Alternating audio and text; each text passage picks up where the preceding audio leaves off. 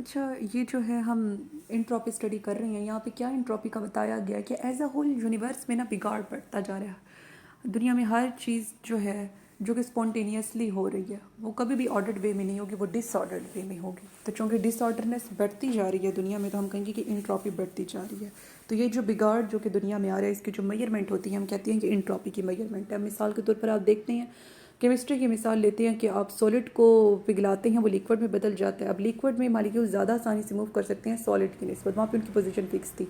तो क्या होगा कि लिक्विड में अब इंट्रॉपी ज़्यादा होगी, उसमें बिगाड़, चूँकि मॉलिक्यूल ज़्यादा आसानी से मूव कर सकते हैं, रूमिंग कर सकते हैं, स्ट्रे कर सकते हैं, तो वहाँ पे मतलब डिसऑर्डरनेस ज़्यादा है लिक्विड में सॉलिड की निस्बत। हम कहेंगे कि लिक्विड की जो इंट्रॉपी है वो सॉलिड से ज़्यादा है।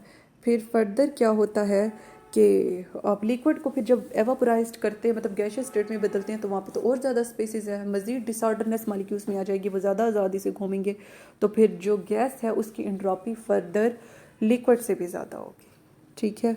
और उसके बाद स्टेट फंक्शन के तौर पर अगर हम इंट्रॉपी को देखें तो ये रेशियो है हमारे पास हीट की और टेम्परेचर की। ठीक है। क्यू रिवर्सिबल, ये रिवर्सिबल प्रोसेस की इंट्रॉपी दिखाई गई है, delta S is equal to Q reversible over T. और ये स्मॉल चेंज है तो इसलिए डिफरेंशियल डी लगाया, D S is equal to Q reversible over T. और उसके बाद है entropy change for a reversible process. अब जो रिवर्सिबल प्रोसेस है ना, उसके लिए इंट्रॉपी चेंज ज़ीरो होगा। कैसे हम देखते हैं, अब सिस्टम जो है ना उसकी इंट्रॉपी बढ़ेगी। जब सिस्टम की बढ़ेगी तो ऑटोमेटिकली उसके साथ जो सराउंडिंग है उसकी कम हो जाएगी। सराउंडिंग की कम हो रही है इसलिए माइनस का साइन लगा, अब एक पॉजिटिव वाला एक नेगेटिव वाला। ठीक है। सिस्टम प्लस सराउंडिंग की इंट्रॉपीज को ऐड किया, एक प्लस वाला एक माइनस वाला, तो दोनों कैंसिल हो गए, ओवरऑल ज़ीरो आ गई। और लेकिन अगर ओवरऑल यूनिवर्स की इंट्रॉपी हम देखें तो वो बढ़ती जा रही है। यूनिवर्स के प्रोसेस स्पॉन्टेनियस है, इरिवर्सिबल है, और उनमें बिगाड़ बढ़ता जा रहा है, तो ओवरऑल यूनिवर्स की इंट्रॉपी बढ़ रही है। उसके बाद इरिवर्सिबल प्रोसेस की अगर हम इंट्रॉपी देखें, अगर इरिवर्सिबल प्रोसेस भी हो रहा होगा ना, लेकिन उसमें जो सिस्टम वाला होगा वो अपनी इनिशियल स्टेट में आ सकता है।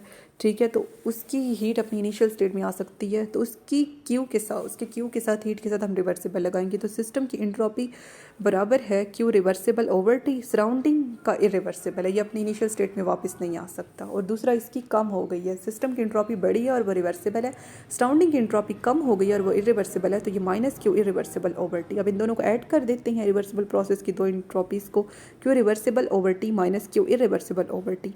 अब ना हमेशा जो रिवर्सिबल प्रोसेस होगा उसका वर्क डन, उसकी हीट, उसकी इंट्रॉपी हमेशा इरिवर्सिबल से ज़्यादा होगी। तो हमने यहाँ पे यही लिखा है कि वर्क डन रिवर्सिबल का इरिवर्सिबल से ज़्यादा होता है। ठीक है। लेकिन जो इंटरनल एनर्जी होती है ना रिवर्सिबल इरिवर्सिबल प्रोसेसेस की, वो दोनों की सेम होगी। तो यहाँ पे इंटरनल एनर्जी का फार्मूला लिखते हैं, इंटरनल एनर्जी बराबर होती है क्यू रिवर्सिबल माइनस डब्ल्यू। वैसे तो बराबर होती है क्यू माइनस डब्ल्यू के, लेकिन जहाँ पे सिस्टम जो कि रिवर्सिबल है तो हमने रिवर्सिबल का साइन लगाया, तो ये बराबर है Q reversible minus W reversible. लेकिन चूँकि ये इरिवर्सिबल प्रोसेस को स्टडी कर रही हैं, तो अब डब्ल्यू के साथ जो वर्क डन है सराउंडिंग चूँकि इरिवर्सिबल उसकी इंट्रॉपी है, तो इसलिए वर्क डन के साथ जहाँ पे इरिवर्सिबल लगा देंगे, तो क्यू डेल्टा ई यानी कि इंटरनल एनर्जी हमारे पास आ गई। इंटरनल एनर्जी स्टेट फंक्शन होते हैं, मतलब ये पाथ पे नहीं डिपेंड करती, ये जस्ट इनिशियल और फाइनल स्टेट्स पर डिपेंड करेगी। तो डेल्टा ये हमारे पास बराबर आ गया क्यू इरिवर्सिबल माइनस डब्ल्यू। अब सॉरी, क्यू के साथ भी रिवर्सिबल लगाएंगे, डब्ल्यू के साथ भी रिवर्सिबल लगाएंगे, क्योंकि ये इरिवर्सिबल फिनोमिना स्टडी कर रही हैं और इंटरनल एनर्जी दोनों की सेम है, इसलिए इन तीनों को हमने इक्वल करके लिखा है। तो डेल्टा आई बराबर आ गया Q reversible minus W reversible, Q irreversible minus W irreversible, Q heat W work done है। उसके बाद हम देखते हैं कि रिवर्सिबल की हीट हमेशा ज़्यादा होती है इरिवर्सिबल से, और मैंने अभी बताया कि इंट्रॉपी भी रिवर्सिबल की ज़्यादा होती है इरिवर्सिबल से। ठीक है। तो क्यू रिवर्सिबल को पॉजिटिव में होगा और इसे पहले लिखेंगे, माइनस क्यू इरिवर्सिबल जब बाद में आ जाएगा, तो Q reversible over T minus Q irreversible over T, यानी कि सिस्टम की इंट्रॉपी माइनस सराउंडिंग की इंट्रॉपी, इन दोनों का जो डिफरेंस है ना वो ज़ीरो से ज़्यादा होगा। इससे जाहिर होता है कि जितने भी नेचुरल प्रोसेसेस हैं यूनिवर्स के, यानी कि स्पॉन्टेनियस प्रोसेसेस, ठीक है, इसका डिफरेंस चूँकि ज़ीरो से ज़्यादा है, तो इससे जाहिर होता है कि उनकी इंट्रॉपी बढ़ रही है।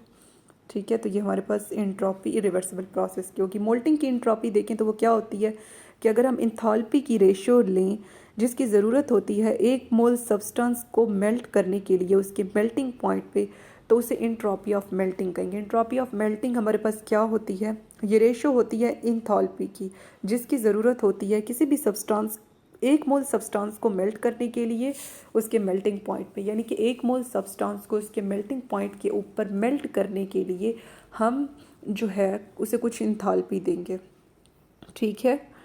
तो वो जो रेशो होगी फिर इंथाल्पी की और जो उसका टेम्परेचर है उसे हम कहेंगे कि ये इंट्रॉपी है मेल्टिंग की, ठीक है। उसके बाद इंट्रॉपी ऑफ वेपराइजेशन, ये भी वैसे ही है, ये रेशो है इंथाल्पी की जो कि हम देंगे 1 मोल सब्सटेंस को उसे वेपराइज कराने के लिए उसके बॉइलिंग पॉइंट के ऊपर, ठीक है। तो ये रेशो है इंथाल्पी की और टेम्परेचर की। कौन से टेम्परेचर की? इसमें टेम्परेचर बॉइलिंग पॉइंट होगा, ऊपर वाले में टेम्परेचर उसका मेल्टिंग पॉइंट था। ऊपर यानी कि इंट्रॉपी ऑफ मेल्टिंग रेशो है इंथाल्पी की और इस चीज़ की मेल्टिंग पॉइंट की, और नीचे वाले में इंट्रॉपी ऑफ वेपराइजेशन ये इंथाल्पी की रेशो है और उसके बॉइलिंग पॉइंट की। तो delta S V is equal to delta H V over T B, और ऊपर वाले में था delta S M is equal to delta H M over T M. उसके बाद ये नीचे पैराग्राफ एक लिखा है, when a gaseous substance is converted into liquid state the evolution of heat take place, hence delta H we is negative and delta S V is negative. वो कह रहे हैं कि जब आप एक गैस को लिक्विड में बदलेंगे ना, ठीक है, लिक्विड को गैस में बदलने के लिए हीट देनी पड़ती है, तो ऑब्वियस सी बात है कि गैस जब लिक्विड में जाएगी तो हीट रिलीज होगी, ठीक है। तो हीट रिलीज होगी तो इससे जाहिर होता है कि इंथाल्पी उसकी यानी कि डेल्टा एच भी नेगेटिव होगा। डेल्टा एच भी जब नेगेटिव होगा तो इंथाल्पी और इंट्रॉपी का आपस में डायरेक्ट रिलेशन है, तो मतलब इंट्रॉपी भी उसकी नेगेटिव होगी, ठीक है। इससे जाहिर होता है कि इंट्रॉपी कम हो रही है। और ये वैसे हम ऑब्ज़र्व भी एक्सटर्नली कर सकते हैं कि जब गैशियस चीज़ लिक्विड में जाती है ना, तो लिक्विड में वो मॉलिक्यूल ज़रा फिक्स हो जाते हैं, वो ज़रा ऑर्डर वे में आ जाते हैं गैस की निस्बत। तो ऑर्डर वे में आना यानी कि एंट्रोपी का कम होना, ठीक है। इसी तरह जब लिक्विड को फिर सॉलिड में बदलेंगे ना, तो इसमें भी हीट रिलीज़ होगी यानी कि इंथाल्पी नेगेटिव। और मतलब अब लिक्विड से एक चीज़ सॉलिड में जाए तो मतलब उसमें ऑर्डरनेस बढ़ गई है, तो यहाँ से भी जाहिर होता है कि इंथाल्पी नेगेटिव है, और यहाँ से भी जाहिर होता है कि एंट्रोपी नेगेटिव है, और यहाँ पे जो इंथाल्पी इसकी नेगेटिव है और जो हीट मतलब रिलीज़ हो रही है वो भी इस चीज़ को जाहिर कर रहा है कि जब लिक्विड से वो सॉलिड में बदलेगा तो एंट्रोपी कम हो रही है, एंट्रोपी नेगेटिव होगी। उसके बाद हम एंट्रोपी चेंज देखेंगे आइडियल गैस का टेम्परेचर और वॉल्यूम के टर्म में। In order to have relationship between entropy change and change of temperature and volume, we take the help of fundamental definition of entropy change and first law। अब इस पे क्या देखेंगे हम? फंडामेंटल डेफिनेशन एंट्रोपी की देखेंगे change देखने के लिए टेम्परेचर और वॉल्यूम की टर्म में, ठीक है। और फर्स्ट लॉ ऑफ थर्मोडायनेमिक्स देखेंगे। Consider 1 mole of an ideal gas enclosed in a cylinder. Suppose करें कि 1 मोल आइडियल गैस एक सिलेंडर में बंद है। There is frictionless piston. Ideal condition मतलब आपने सपोज करनी है यानी कि उसके पिस्टन पे फ्रिक्शन भी नहीं है, वो फ्रिक्शनलेस है, ठीक है। Now supply a small amount of heat reversibly and isothermally at temperature T, then the entropy change is given by. अब क्या करें कि थोड़ी सी उसे हीट दें, और वो कैसे दें? वो रिवर्सिबल वे में दें आप उसे, और दूसरा कांस्टेंट टेम्परेचर पे दें हीट उससे यानी कि आइसोथर्मली। सपोज करें कि इंट्रोपी चेंज ये दिया गया है, D S is equal to, अब एस इंट्रोपी का फार्मूला तो यही है ना, S is equal to Q by T. तो ये रिवर्सिबल प्रोसेस के लिए है तो रिवर्सिबल का साइन इसके लिए लगा दिया। उसके बाद फर्स्ट लॉ ऑफ थर्मोडायनेमिक अगर हम देखें तो उसके मुताबिक क्यू बराबर होता है ई प्लस डब्ल्यू के, ठीक है। तो फिर वो कह रही है कि रिवर्सिबल कंडीशंस में अगर हम यूज़ करें फर्स्ट लॉ तो इसके साथ फिर देखें ये स्मॉल रिवर्सिबल का साइन लगा दिया क्यू के साथ, Q reversible is equal to D E plus, ये डी और ये जो दूसरा साइन है ना ये डिफरेंशियल को जाहिर करें, ये वैसे ही आती हैं चेंज को जाहिर करने के लिए, ठीक है। और ये जो डब्ल्यू वर्क डन होता है ना ये हमेशा प्रेशर और वॉल्यूम चेंज की वजह से होता है, तो यानी डब्ल्यू पी डी वी के बराबर है। डी यहाँ पे स्मॉल चेंज को जाहिर कर डिफरेंशियल है, ठीक है। तो यहाँ पे आप क्या करेंगे? हैंस इक्वेशन 3 कैन बी, तो इक्वेशन 3 जो है आप इसे यूँ लिख सकते हैं यानी कि डब्ल्यू की जगह आप पी डी वी लिख सकते हैं क्योंकि डब्ल्यू पी डी वी के बराबर है। उसके बाद आप क्या करें कि now put equation 4 in equation 1 to get the value of change of entropy. अब ये जो इक्वेशन 4 है ना इसे आप इक्वेशन 1 में पुट करें। कैसे पुट करेंगे कि ये क्यू रिवर्सिबल की वैल्यू है ना, और इक्वेशन 1 में ये जो क्यू रिवर्सिबल लिखा हुआ है इसकी जगह आप ये जो क्यू रिवर्सिबल की वैल्यू हमने निकाली है आप ये पुट कर देंगे। जब आप ये इसके अंदर पुट करेंगे तो उसके बाद क्या होगा कि इधर देखें टेम्परेचर डिवाइड हो रहा है, इक्वेशन की दूसरी साइड आप पे आके मल्टीप्लाई हो जाएगा, तो टी डी एस बराबर है D E plus P D V के। उसके बाद हम देखते हैं कि according to definition of heat capacity at constant volume, constant volume के ऊपर अभी हम पीछे डेरिवेशन करके आएंगे, कांस्टेंट वॉल्यूम पे heat capacity E over T के बराबर होती है। तो तो हीट कैपेसिटी कांस्टेंट वॉल्यूम पे हमारे पास बराबर होती है इंटरनल एनर्जी की रेशियो विद टेम्परेचर। ठीक है, तो यानी कि CV हमारे पास बराबर है DE/dt के। अगर हम इसमें से DE निकालना चाहें तो DT इधर डिवाइड हो रहा है, इसे दूसरी साइड पे लेकर जाएंगे, मल्टीप्लाई हो जाएगा। DE बराबर आ गया CV/dt के। तो DE हमारे पास बराबर है CV/dt के। ठीक है, उसके बाद जनरल गैस इक्वेशन हम देखते हैं। PV बराबर होता है RT के। P को यही रहने दे, P की वैल्यू निकालनी है तो इधर मल्टीप्लाई हो रहा है, दूसरी साइड पे आके डिवाइड हो जाएगा, तो RT/V के बराबर है। अब वो कह रही हैं कि आप पुट करें इक्वेशन 5 को और इक्वेशन 7 को। ठीक है, इक्वेशन 5 को पुट करें और इक्वेशन 7 को पुट करें। इन्हें किन में पुट करना है? इक्वेशन 5 में।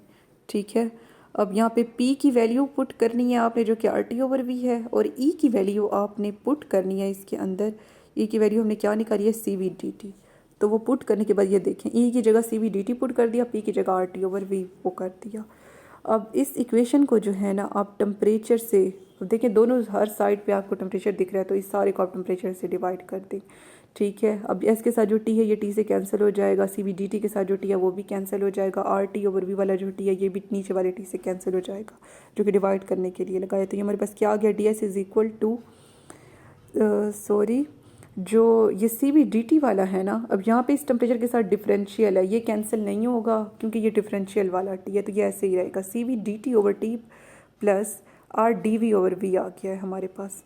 ठीक है, अब ये डिफरेंशियल इनके साथ लगे हैं तो हम क्या करेंगे, यहाँ पे देखते हैं। The equation is very important because we are calculating the value of small change of entropy DS in terms of small change of temperature and small change of volume. करें कि इक्वेशन अहम है क्योंकि हम small change in entropy find out कर रहे हैं, small change in temperature और small change in value volume की टर्म में। If we want to calculate the appreciable changes of entropy that is delta S. वो कह रही कि अगर आप लार्ज चेंजेस निकालना चाहते हैं, एप्रीशिएबल चेंजेस यानी कि delta S, delta large change को ज़ाहिर करता है, ये डी डिफरेंशियल स्मॉल चेंज को। अगर आप लार्ज चेंज निकालना चाहते हैं एप्रीशिएबल चेंजेस की यानी कि बड़ी चेंजेस की टर्म में, टेम्परेचर और वॉल्यूम की, तो उस सूरत में आप क्या करेंगे? Then we should proceed as follows. तो आप ये फॉलोइंग फेनोमेना करेंगे। Suppose that volume changes from V1 to V2 and temperature changes from T1 to T2। Suppose कर लें कि जब वॉल्यूम V1 से V2 में चेंज होगा तो टेम्परेचर भी T1 से T2 में चेंज हो जाएगा। Then the equation 8 should be integrated between these limits. तो इक्वेशन 8 जो है, अब लार्ज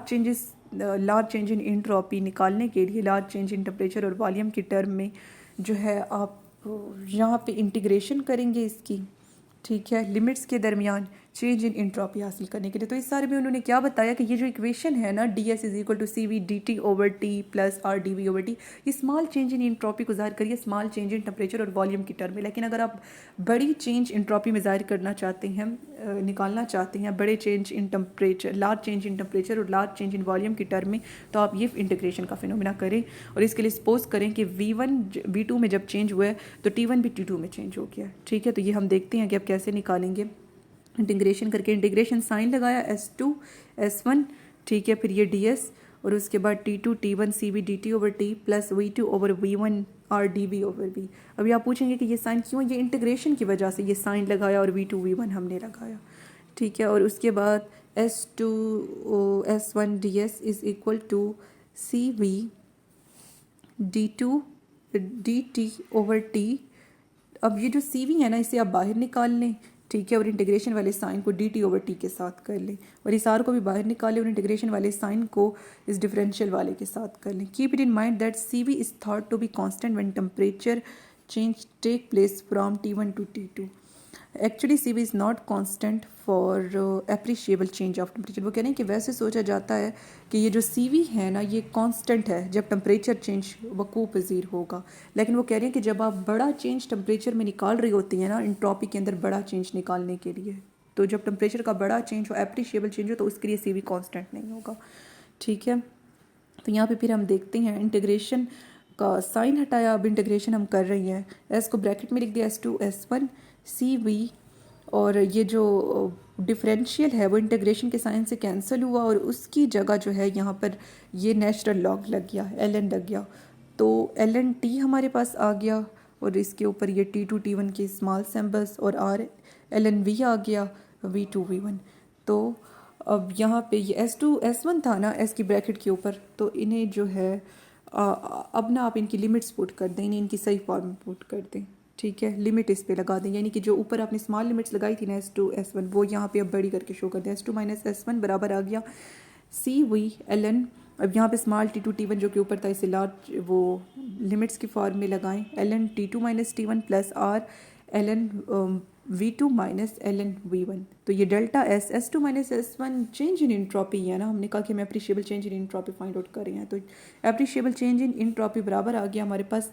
अब जो चीज़ माइनस हो रही हो ना, लॉग का या नेचुरल लॉग का ये रूल है कि वो डिवाइड हो जाएगी, और जो मतलब प्लस हो रही होती है वो मल्टीप्लाई हो जाएगी, यहाँ पे माइनस हो रही है तो ये डिवाइड हो जाएगी। CV ln T2 over T1 plus R ln V2 over V1, ठीक है। तो ये हमारे पास फार्मूला आ गया किस चीज़ का, एप्रिशिएबल चेंज इन एंट्रोपी का। ऊपर वाला स्मॉल चेंज इन एंट्रोपी का और ये बड़ा चेंज इन एंट्रोपी में निकालने का फार्मूला है। तो उसके बाद ये सारा हमारे पास किसकी, वॉल्यूम और टेम्परेचर की टर्म में एंट्रोपी चेंज है। उसके बाद जो है हम प्रेशर और टेम्परेचर की टर्म में देख लेते हैं। वो कैसे देखेंगे, यहाँ पे जनरल गैस इक्वेशन उन्होंने लिखी है 1 मोल गैस के लिए, यानी कि P1 V1 बराबर है और RT1 की और P2 V2 बराबर है RT2 के। इन दोनों को डिवाइड कर दें, P2 V2 ओवर P1 बराबर आ गया T2 ओवर T1 के, ठीक है। तो क्या होगा कि अब V2 ओवर V1 आप निकाल लें, वॉल्यूम चूँकि प्रेशर का फाइंड आउट कर रहे हैं तो वॉल्यूम चेंज होगा, तो V2 ओवर V1 का निकालें। V2 V1 को एक साइड पे ले दें, P1 P2 को दूसरी साइड पे ले जाएं। यहाँ पे अगर दूसरी साइड पे इक्वेशन के जाएंगे तो ये उलट जाएंगे, यहाँ पे P2 ओवर P1 है तो वहाँ पे P1 ओवर P2 हो जाएंगे। तो V2 ओवर V1 बराबर आ गया T2 P1 over T1 P2 के। अब ना आप पुट करें, पुट इक्वेशन 10 इन इक्वेशन 9। पीछे जो हमने इक्वेशन 9 निकाली है, ठीक है, कहाँ गया, एक मिनट, हाँ ये लास्ट वाली इक्वेशन देखिए जो हमने एप्रिशिएबल चेंज के लिए निकाली है, delta S is equal to last वाली CV ln T2 over T1 plus R ln V2 over V1। अब यहाँ पे V2 ओवर V1 की जगह ना, यहाँ पे ये जो आपने वैल्यू निकाली है V2 ओवर V1 की, T2 P1 over T1 P2, इसे पुट कर दें। इसे पुट कर दिया, उसके बाद क्या हुआ हमारे पास, in order to make the two terms ln T2 over T1 together from two separate. तो यहाँ पे आप देखें हमने रिलेशनशिप निकाला था CP और CV का पिछले लेक्चर में, heat capacities at constant pressure और कांस्टेंट वॉल्यूम। तो उसके मुताबिक CP minus CV is equal to R होता है। CV आपने निकालना है, ठीक है, तो CV को R की जगह पे ले आए, R को इसकी जगह पे ले जाएं। CV जब दूसरी साइड पे जाएगा तो ये प्लस वाले में कन्वर्ट हो जाएगा, R इधर आएगा तो ये माइनस हो जाएगा, तो CV बराबर आ गया CP माइनस R के। अब ये जो पिछली इक्वेशन है ना, अब यहाँ पे CV की जगह ये जो वैल्यू निकाली है CP माइनस R, ये पुट कर दें। तो ये हमने पुट कर दी किसकी जगह, CV की जगह। CV की जगह अब ये CP माइनस R आ गया, ठीक है, और बाकी इक्वेशन एज इट इज रहेगी ln T2 over T1 plus R ln T2 P1 over T1 P2। अब देखें कि ln T2 ओवर T1 है ना, ये CP के साथ भी मल्टीप्लाई होगी, क्योंकि दोनों के साथ कॉमन है ना, तो CP के साथ भी मल्टीप्लाई होगी, R के साथ भी। तो इसके साथ मल्टीप्लाई होने के बाद क्या आ गया, delta S is equal to CP ln T2 minus T1। और ये जो अब है ना T2 P1 T1 P2, ठीक है, अब इसमें से आप टेम्परेचर वाली को अलग करके लिखेंगे और प्रेशर वाली को अलग, ठीक है।